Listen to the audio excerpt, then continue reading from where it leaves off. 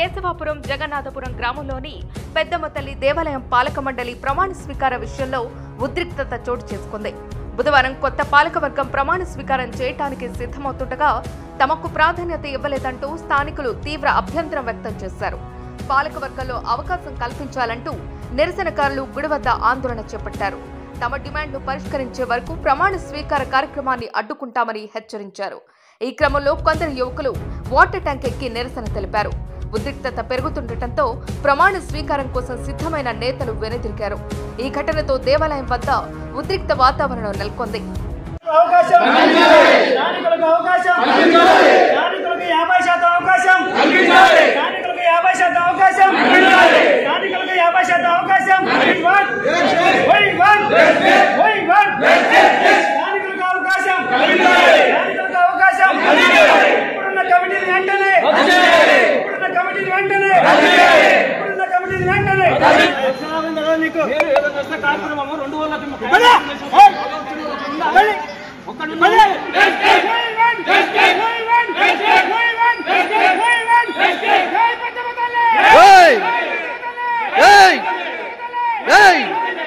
నా పేరు గంధ నరసింహారావు, గ్రామం కేశవాపురం, పాల్వంచ మండలం, భద్రాద్రి కొత్తగూడెం జిల్లా.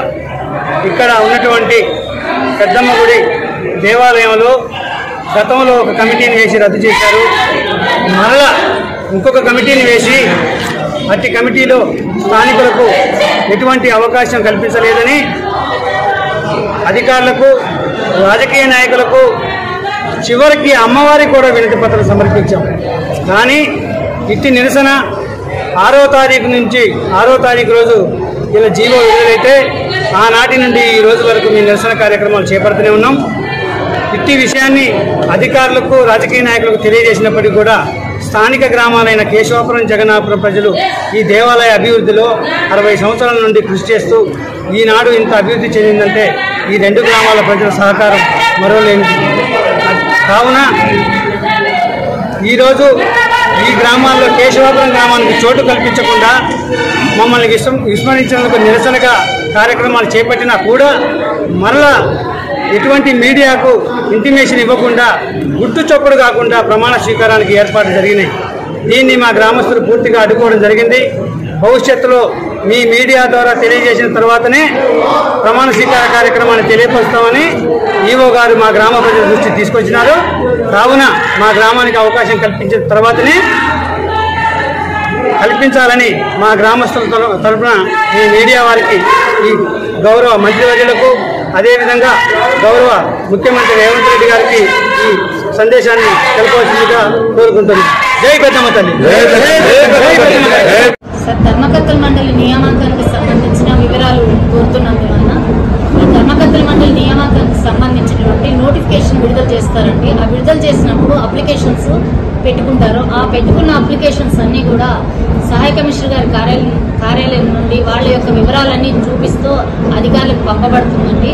అక్కడ నుంచి ఎవరైతే ఈ స్క్రూటినీ చేసిన తర్వాత ఒక ఆర్డర్ ధర్మకర్తల మండలి నియమిస్తూ ఒక ఉత్తర్వులు ప్రభుత్వం నుంచి, అక్కడి నుంచి మా యొక్క కమిషనర్ గారికి, అక్కడి నుంచి సహాయ కమిషనర్ గారి నుంచి మాకు ఆదేశాలు వస్తాయి. ఆ ప్రకారం ఏదైతే ఆదేశాలు వస్తాయో ఆ ఆదేశాలకు అనుగుణంగా మేము ఇక్కడ స్థానిక ఇన్స్పెక్టర్ గారు మరియు ధర్మకర్తల మండలిలో ఎవరైతే నియమించబడి ఉత్తర్వులు వచ్చాయో వారందరితో కలిసి మాట్లాడిన తర్వాత ఒక తేదీ నిర్ణయించుకుని ఆ తేదీ ప్రకారము అందరికీ తెలియజేసి ప్రమాణ స్వీకార కార్యక్రమం చేసుకోవడం జరుగుతుందండి. మేడం, 2 జీవోలు వచ్చినాయి కదా, మరి ఆ జీవోలు కూడా బహిర్గతం చేయలేదు. ప్లస్ ఏంటంటే ఇంటిమేషన్ లేకుండానే ఈ రోజున ప్రమాణ స్వీకారం చేస్తున్నారని చెప్పి సమాచారం. 2 జీవోలలో ఒక జీవో వచ్చిన వెంటనే అది ఇంకా మాకు అధికారికంగా రాలేదండి. బయట నుంచి వాళ్ళు తెచ్చిచ్చారు, అది హోల్డ్లో ఉన్నదని తెలిసింది. మేము దాన్ని పరిగణలోకి తీసుకోవడానికి, దాన్ని వాళ్ళతో ప్రమాణ స్వీకారం చేయించడానికి అవకాశం లేకపోయింది. 2వ జీవో కూడా మాకు నిన్న ఈవినింగ్ అఫీషియల్గా వచ్చింది. అఫీషియల్గా వచ్చిన తర్వాత ఈ రోజు అందరూ కలిసి మాట్లాడుకునే సందర్భంలోనే ప్రమాణ స్వీకారం జరుగుతున్నది అనే దానితోటి ఇప్పుడు ఈ కార్యక్రమం జరపబడింది. అంటే ఇప్పుడు వాళ్ళ అభియోగం ఏంటంటే దొంగతనంగా చేస్తున్నారు, కనీసం ఎవరికి ఇంటిమేషన్ ఇవ్వలేదు ఈవో మేడం గారు కూడా. అది ప్రమాణ స్వీకారం చేస్తే గనక చేసినప్పుడు మీరు మాట్లాడాల్సిన విషయం అండి. ఇప్పుడు ప్రమాణ స్వీకారం జరగలేదు, ఏం జరుగుతుందో తెలియకుండా ఒక అభియోగం అనేది వేయరాదు. అది కూడా గవర్నమెంట్ నుంచి వచ్చిందండి. దాన్ని ఏ రకంగా తీసేశారు? ఆ విషయం మేము తెలియజేయలేమంటే మాకు దాని మీద అవగాహన లేదు. మేడం, మొదటి జీవో వచ్చినప్పుడు కేశవపురం జగదాపురం గ్రామస్తులు ఆందోళన చేశారు కదా, ఒకళ్ళకి ఇక్కడ ఇవ్వాలని, స్థానికులకు అవకాశం కల్పించాలని.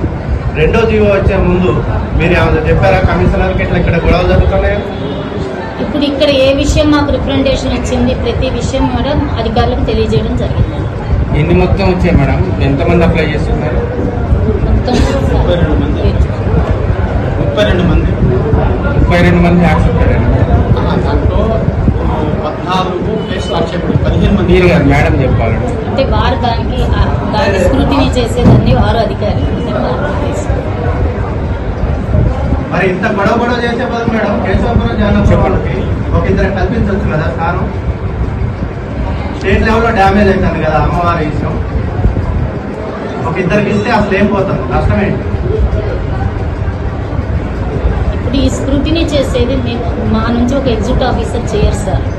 ఈ కమిటీలో ఇది అన్ని కూడా ఒక అధికారులకు డోనర్ కూడా స్థానం కల్పించలేదు ఈ కమిటీలో. రేపు ఎవరైనా చేయాలంటే ఎట్లా చేస్తారు మేడం? గుడి అభివృద్ధికి ఏదైనా సహకారం చేయాలంటే ఎవరైనా ఆలోచన చేస్తారా? ఇప్పుడు మీరు ఏదైతే మాకు తెలియజేస్తారో మేము అది అధికారులకు తెలియజేయగలుగుతామండి.